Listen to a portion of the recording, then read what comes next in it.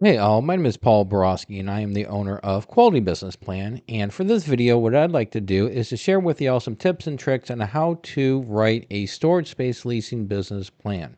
So the way the video is going to play out is first and foremost going to go ahead and give you all a little bit of background about me, who I am, what I do, and why I do it.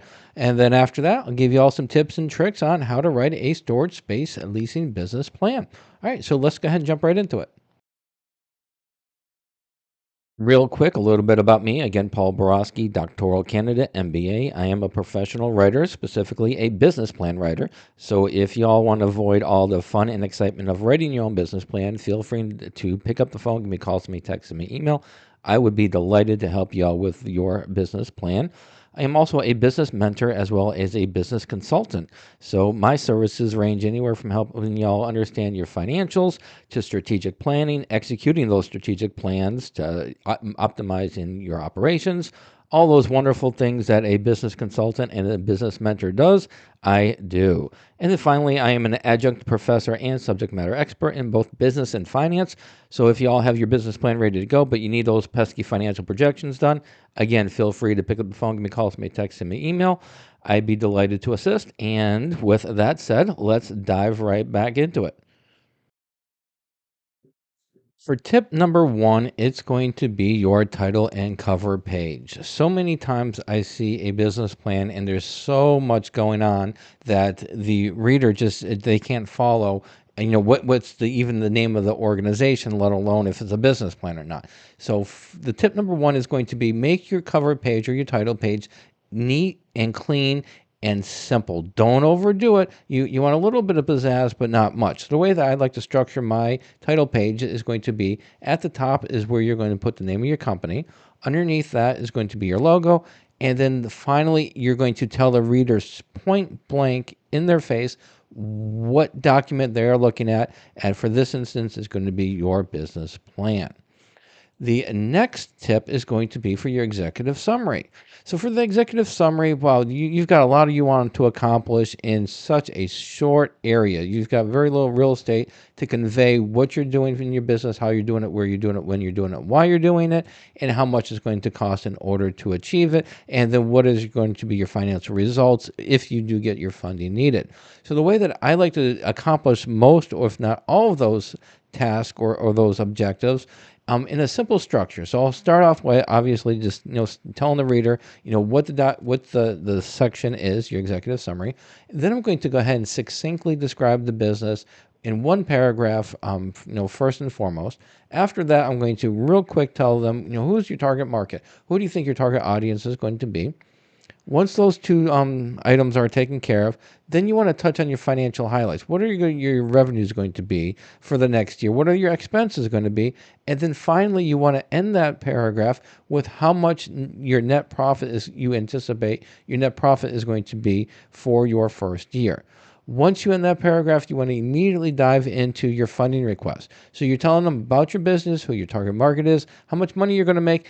Then you want to tell them how much money do you need to actually get this party started. And here you're going to tell them your funding needs, what you anticipate for the term of a loan if you're taking a loan, and what you anticipate your interest rates, range of your interest rates, and then let them know whether it's going to be if they do invest, if you have an investor, what are the terms for their payment, whether it be dividends or so on. So include that information succinctly in your executive summary. For tip number three is going to be your SWOT analysis. A lot of people, most people, they know what a SWOT analysis is. It's your strengths, your weaknesses, opportunities, and threats. The two areas that I've seen a lot of novice and experienced entrepreneurs mess this area up is first, they don't put the SWOT analysis in pictorial form.